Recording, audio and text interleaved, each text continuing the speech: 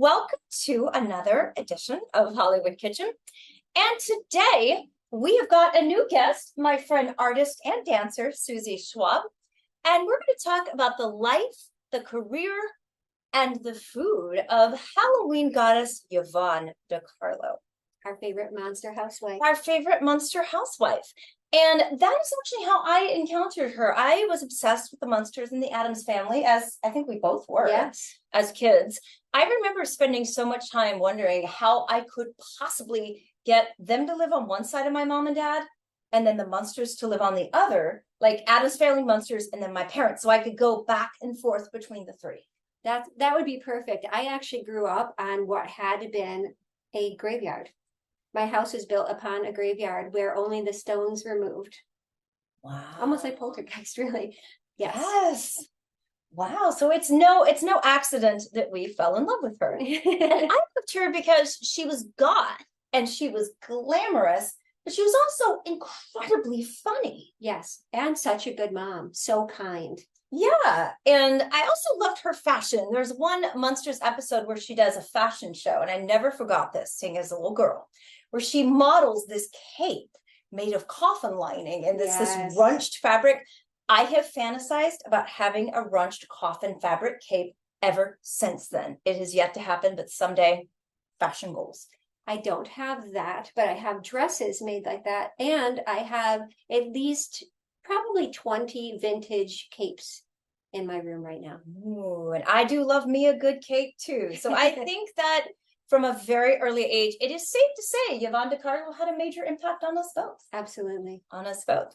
So we're going to start out with making the recipe, by the way, and then we'll lead, of course, into the full discussion about her life, career, and all sorts of things.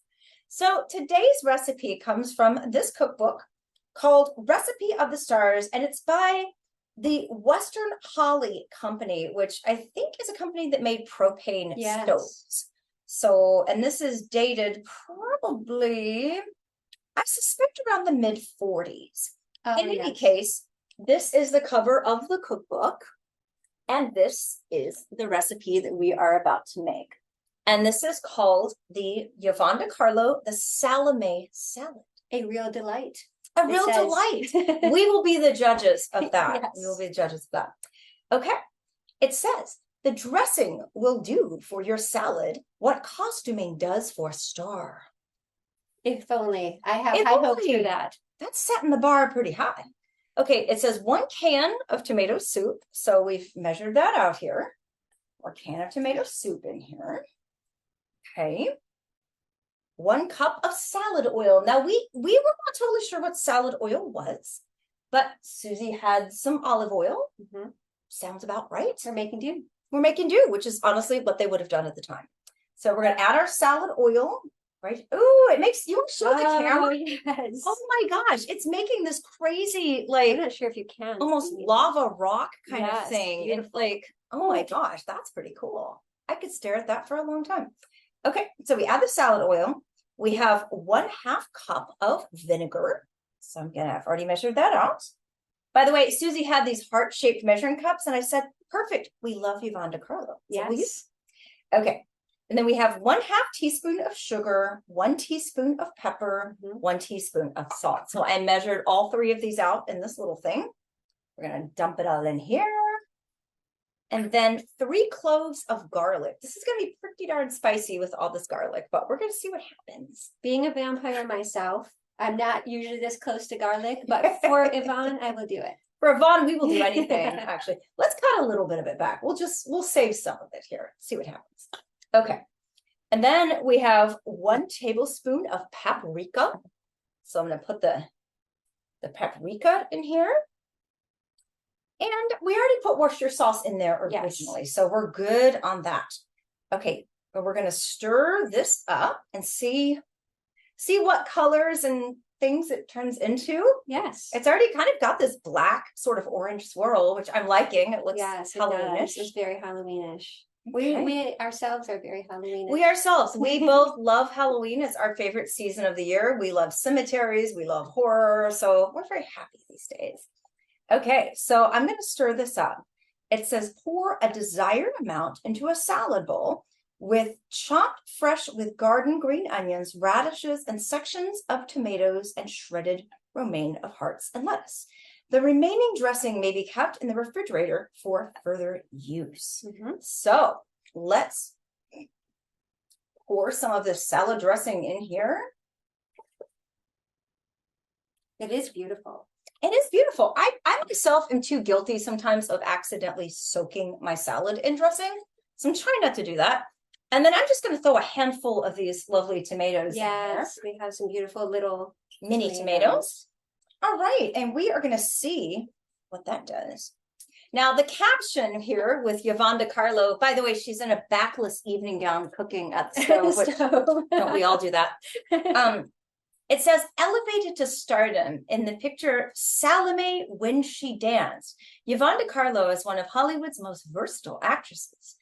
Though known primarily for being a seductive dancer type, she has portrayed both dramatic and comedy roles. Her recent films are The Gal Who Took on the West, Calamity Jane, and Sal Bass for Universal International.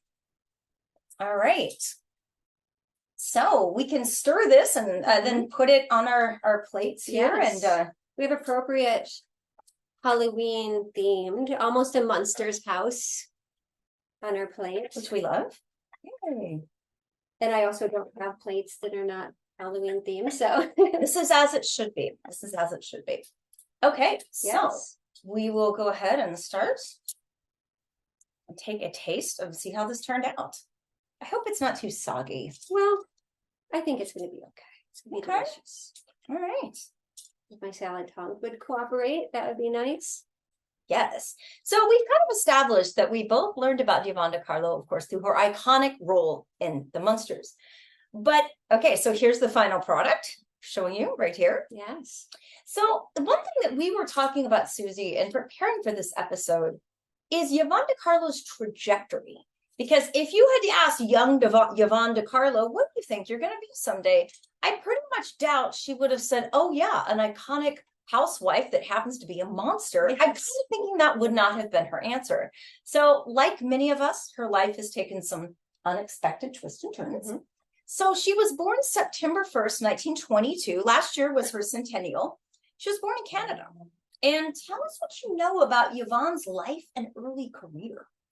Well, she was born in Vancouver, and she started taking dance lessons very young. Her mother was very interested in her being a dancer. And she took so many, they say that she took so many classes there that she was too advanced for the classes that were offered. And so they started spending time in Los Angeles, and they moved here full time. It's actually not bad. Is it really good? Yeah. I'm trying some. Yes, I'm looking forward to trying it. And it's saucy with a kick, much like the woman herself. Oh, I like it. And she had auditioned for the Earl Carroll Playhouse Theater, and she decided not to do that. It was a little risque for her at her age, because she was still a teenager when she started dancing in Los Angeles. But she went across the street to the Florentine Gardens, I'm so glad that it still stands. Yes, and Earl Carroll, that still stands too. Yes, it does. And she started dancing there, and she danced for very famous movie stars. She met Jimmy Stewart there. She met Orson Welles there. She potentially dated some of those men. And that's how she ended up being in Los Angeles, was because she was such a great dancer and such a beautiful young woman. Very cool.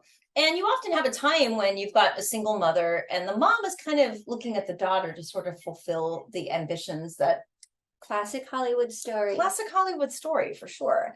Now, she signed with Universal. I got to look up some notes here on my phone.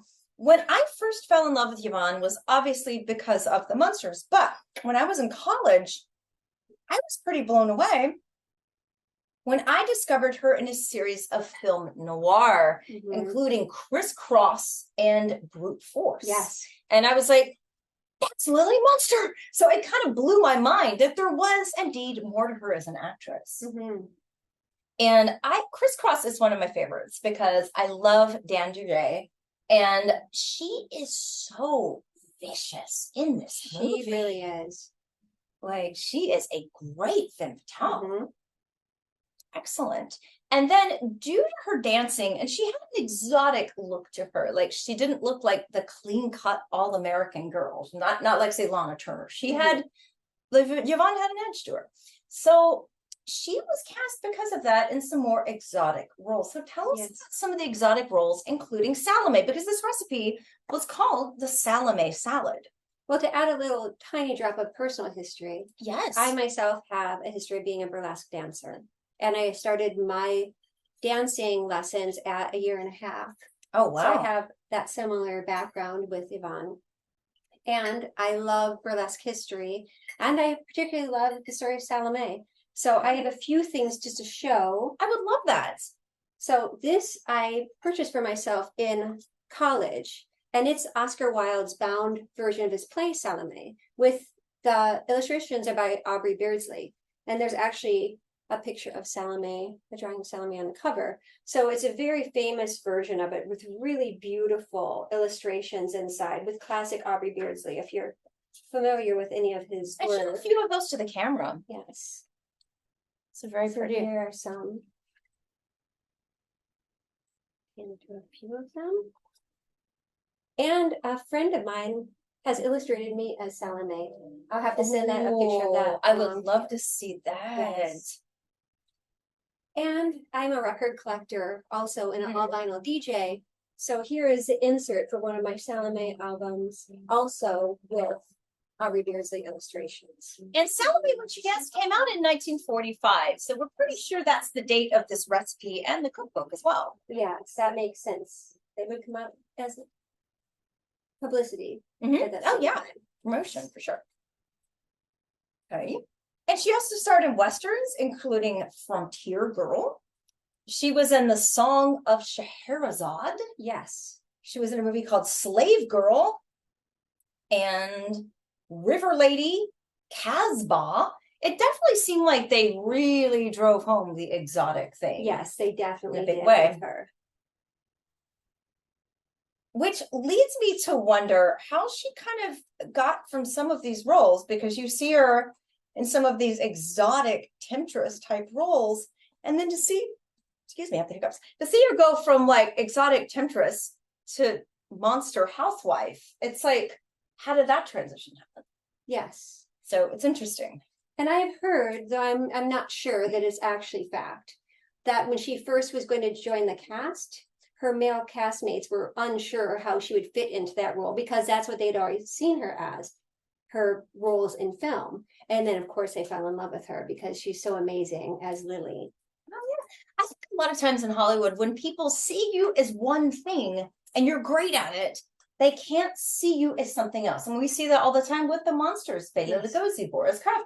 They can't see them as beyond that. And Bela, I've been doing a lot of deep diving into Bela lately. I mean, he played Hamlet, Macbeth. He played Jesus Christ. Yes. He had an astounding range in the Hungarian theater.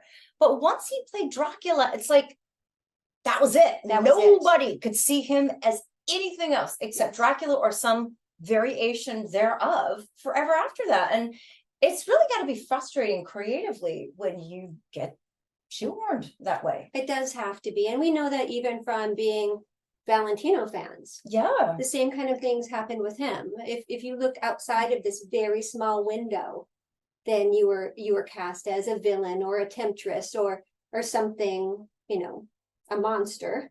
Yeah. And it was really, really difficult to move outside of that.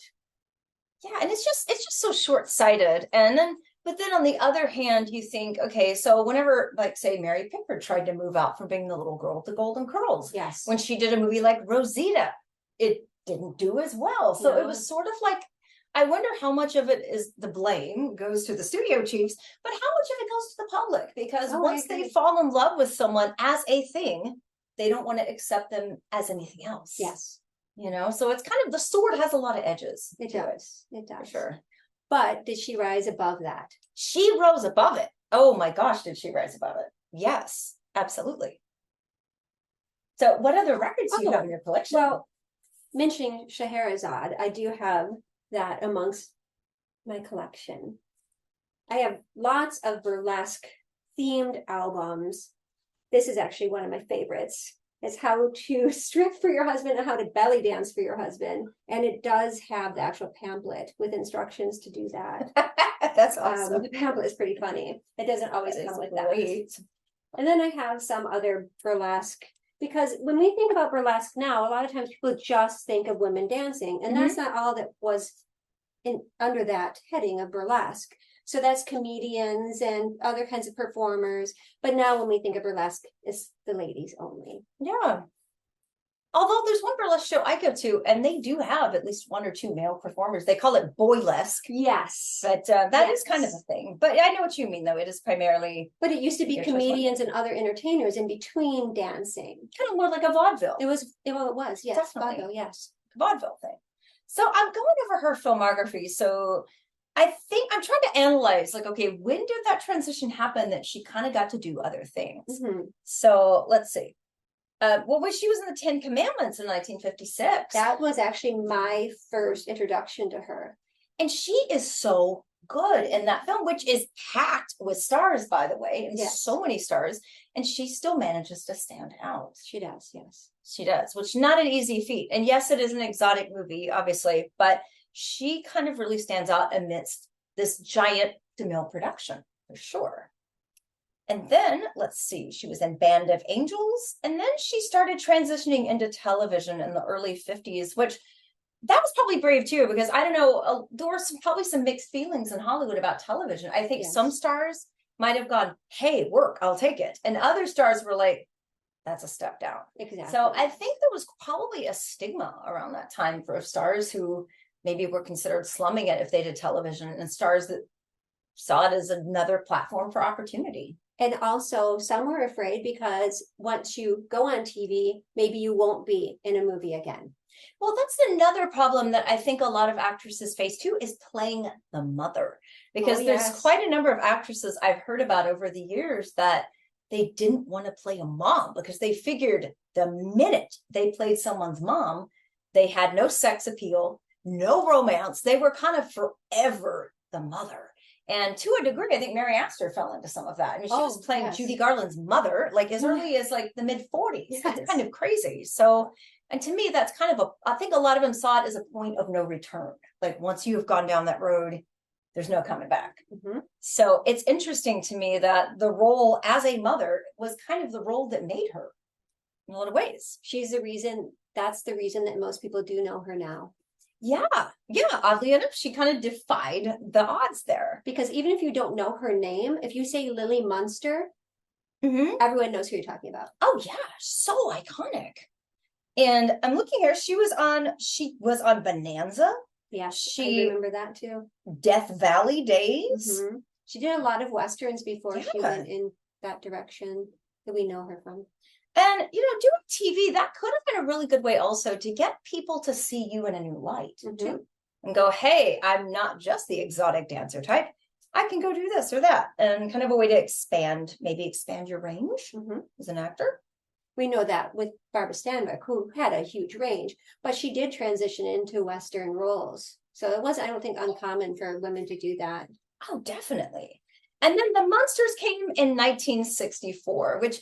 it kind of amazes me to think that show only ran for like 2 years at the time. I mean, there were spin-off movies and stuff like that. But I kind of wonder, do you happen to know why so briefly? Because I could have that show on forever.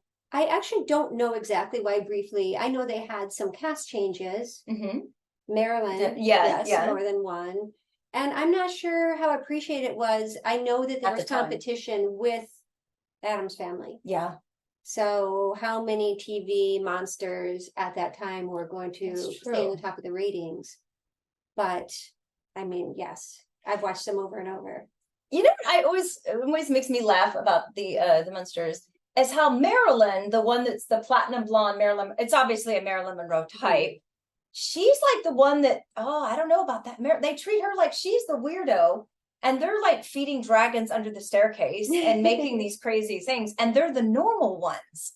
Like, I kind of like how both of the Addams Family and the Munsters, they kind of flipped the script on what exactly was normal. Because in their world, they were normal. Yes. And it did show hypocrisy in regular society because they were kind people. They loved their family. They went out of their way to do things to help other people, and they were looked down upon just because of the way they looked and the things they had around them. So I think that was a really good lesson. And you think of some of the things that Herman Munster said, the speeches that he gave about how you don't discriminate against people, how you love everyone the same. Those messages go a long way when you're reaching out towards children and adults. Yeah, I always found there's kind of a profound morality to them and their values and who they were as people. And I just wanted to be in their family or be like their neighbor. That was like really what I wanted in life. I love Herman Munster so much that this hangs above my bed. My favorite men in the world, Paul Lynde and our beloved Herman Munster. Herman Munster. That is so awesome. And they did, they did the TV movie Munster Go Home in I have that DVD. 66. Yes. She was in The Girl from U.N.C.L.E. Mm-hmm. She was in The Virginian, another Western film. And she continued to do quite a bit of TV. I've even seen her in Murder, She Wrote in an episode of that show. No, I have not seen that one. And that's pretty cool. Let's see. Oh my gosh, she was in a 1970s film called Satan's Cheerleaders. Oh, I think we're going to need to watch that one this month. I have the t-shirt for that movie. Oh my gosh. Could have worn it. That is hilarious. Fantasy Island she was in. Okay, a 1981 movie, Munster's Revenge. Yes. Hey, yeah, she was on Murder, She Wrote in 1986. A Masterpiece of Murder in 1986. And yeah, she actually did all kinds of stuff. And let's see, she was in the HBO series Dream On. And she was in the 1993 show Tales from the Crypt. So she's had quite an interesting career, an eclectic career, and an interesting life. Yes. And you may hear my dragon under the stairs right now. That's okay. Your dragon is under the stairs. I don't know that it will be breathing fire. It might. It might. Could happen. So besides the glamorous side of her and the fact that she portrayed Lily Munster, what do you think about it is about that particular role and that particular performance that has become so iconic and memorable? What do you think made it that iconic and memorable? Well, I think if it had been a straight up just monster TV show without the heart that it had, I don't believe it would have stood the test of time. When you look at other things in that vein, even like Dark Shadows, which I'm a huge fan of, but you don't have that same loving heart to it, and not as many people are as connected to it. So I really think that went a long way with it standing the test of time, how loving they are. I actually, when my daughter was very small, she's 28 now. Yes, I am that old. I bought her the Barbies. They were Barbies in the early 2000s. So that I think it really does connect. I think that's why people are trying to they have remade the movie recently, because it really does touch people's hearts at a young age. What do you think? Yeah, I agree with that. And what I liked it was her heart. I liked that they were normal, the rest of the world was not. And I liked how glamorous she was, truly. Like, she was always very elegant, always very glamorous and stylish and gracious. And I really loved that part about her. Oh, I did too. Yes. Oh, yeah. When I was doing burlesque dancing, my tagline, which when you're a burlesque dancer, you have something that's said with your performance name at the beginning. And mine alluded to both Morticia and Lily Munster. That's awesome. Because I am a mom. I'm spooky mom. So very cool. Yes, they're extra special to me, I think, because of that. And we're just going to jump off, change subject a little bit, but so other goth women that we admire, Carolyn Jones, who played Morticia Adams, absolutely, obviously, and again, she and Gomez had the happiest marriage and romance. I'm like, those are goals right there. Like, they seemed so in love with each other and in tune with each other, and it was so beautiful to see that. Always loved Vampira. Of course. And who was she influenced by at the very beginning when she first made her costume? Morticia Adams. Morticia Adams. Before Morticia even had a name. The character wasn't named at that point. Yeah. So a lot of this stuff kind of is intertwined for sure. Most certainly is. Most certainly. And then I also, of course, did a previous episode about it with my friend Angie about Theda Bara. Oh, yes. Theda Bara was also very goth. And I like to think Theda Bara was one of the women that sort of influenced everything that came after. Oh, absolutely, she did. From her name being an anagram on down. And she was from Ohio. Yeah, she was like from Cincinnati. She was a Jewish girl, Theodosia Goodman from Cincinnati, Yes. I think it was. But she embraced that so early of being a mysterious woman, being spooky, really. She was. She was supposed to be, she was a vamp. Yeah. And at that time, vamp was kind of short for vampire in terms of a woman who would drain the men of their vitality or something. That's right. And another silent film vamp I have long been fascinated with is Valeska Surratt. Oh, yes. Oh, my God.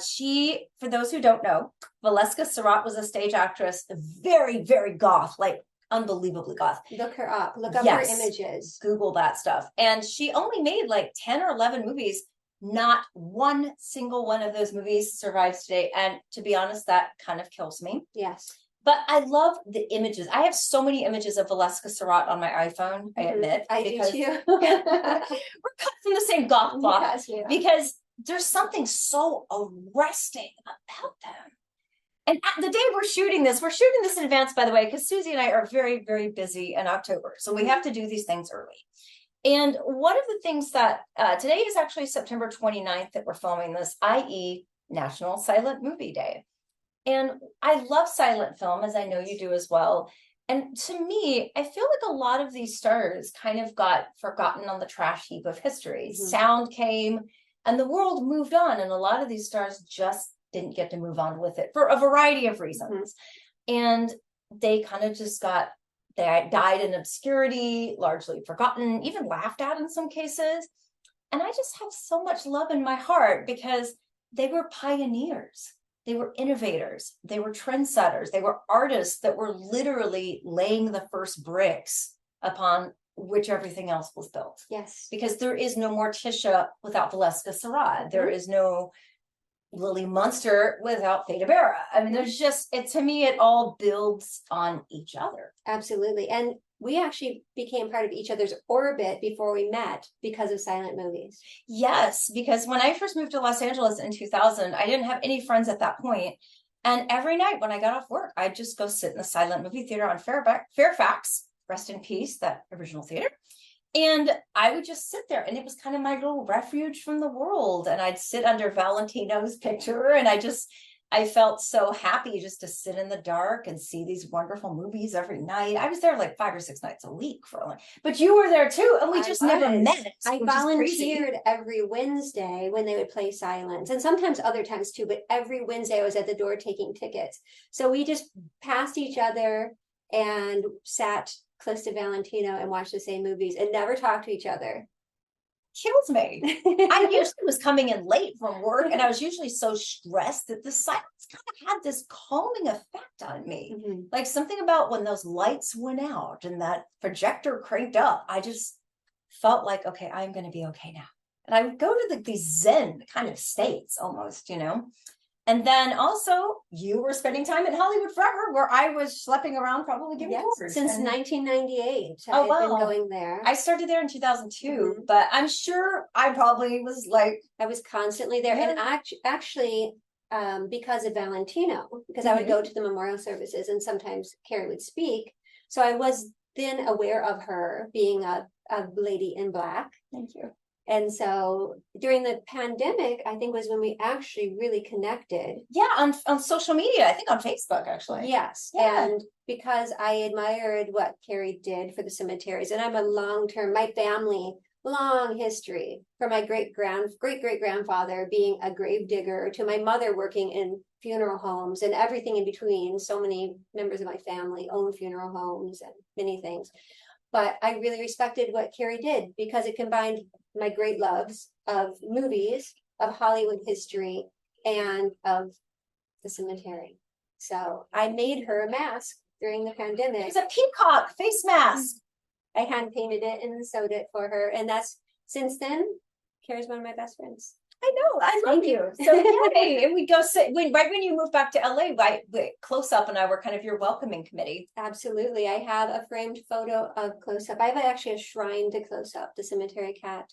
And you can see, or Carrie can see from our point of view, that I have many black cats. Not in real life, but that's awesome. In statuary form. Same. So getting back to Yvonne though, out of all of her movies, aside from Morticia Addams, what is your favorite one? Lily Munster. Oh my God. Oh, what a gaffe I just made. Oh my gosh. Okay. Aside from Lily Munster, what is your most favorite movie with Yvonne DeCarlo? Anyone that hears this answer that has watched this movie is probably going to be like, you're absolutely wrong. But I love Monsters Go Home. I love that movie. I don't know if you've ever seen it. I haven't seen the movies. Okay, so I need to correct that. We are doing a Halloween craft party. Yes, we are. We're going to watch that movie since I have it on DVD. Ooh. Is it silly? Yes. Is it Monsters at their prime? Probably not. Is it hilarious? And if you love the Munsters, is that such a great movie? To see them again and see them in color. Oh, so that I need to do that, and they're in England. I want to spoil the plot in case you haven't seen it, but I am a huge fan of that movie, even though I know she has better roles in the world. But for me, I had loved that movie since I was very little, so that would be my answer. What about you?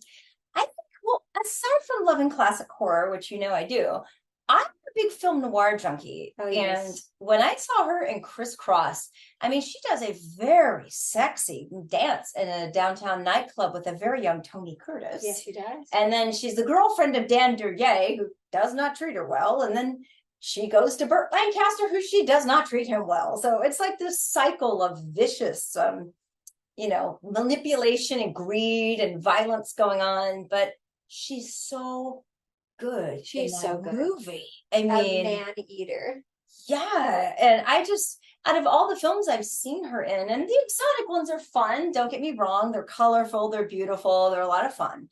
But that particular role just gets me. You know? Agree.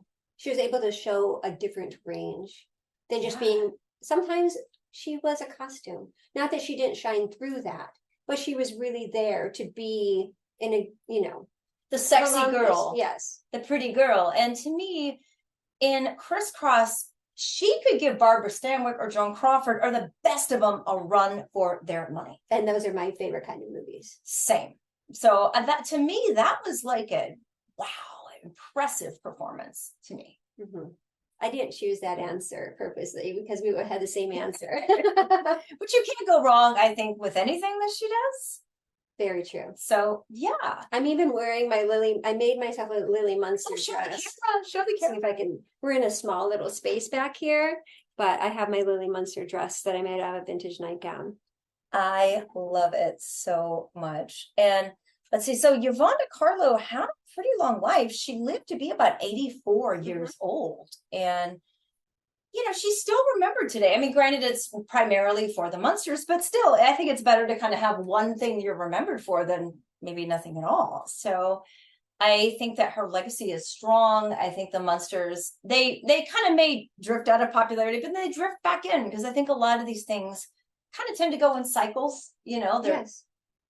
They come and go with the years, but I think that's really going to remain a timeless classic. I agree with you. And as a little side note, I have a drink. Carrie has water. I have water. But mine is wild sourced pumpkin ale from Santa Ynez Valley, where Yvonne spent her end years. She lived on a ranch in Santa Ynez, where I also lived. And when I first moved there and found out she lived there, I was over the moon. I got to live where Yvonne DeCarlo lived. That is awesome. Mm-hmm. So this is for Yvonne. All right. For Yvonne. All right. And thank you all so much for joining us. Thank you, Susie. Oh, yes. Thank you for having me. And please keep watching and stay tuned. I do have a Patreon account. If anybody wants to contribute, all proceeds go towards buying groceries and keeping the stuff going. And please continue to watch for more food, fun, and film history. And happy Halloween. And happy Halloween. You're going to be super busy. I'm going to be spending my Samhain in Europe. Excellent. Yes. Now, they don't do a lot of Halloween stuff in Europe. So tell us all what you're going to do while you're over there. Well, I'm actually doing many things. I'm spending 2 months in Europe. So I'll be revisiting the catacombs in Paris. I was just there in February, but going back again. Hey, why not? Yes. And I am hoping to spend actual Halloween, Samhain, in Ireland. Ooh. My mother's family is Irish, and that is where the traditions that we think of now as being Halloween related started. So I want to go to the source. So I will be, hopefully, nice. I'll either be in London or I will be in Belfast, but I'll be carving turnips. And you are an incredible painter and artist. And she sent me one of her turnip carvings. It is way, way creepier than any jack-o'-lantern in America. I promise you that. Yes, and I've already carved pumpkins here because I can't wait. Excellent. Well, I will be giving a whole lot of cemetery tours over the month and doing all sorts of other things too. So just follow me on social media. And again, stay tuned for more food, fun, and sirens. And sirens. A police Welcome chase. to Los Angeles. Welcome to LA. Food, fun, and film history from Hollywood Kitchen. And happy Halloween. Happy Halloween.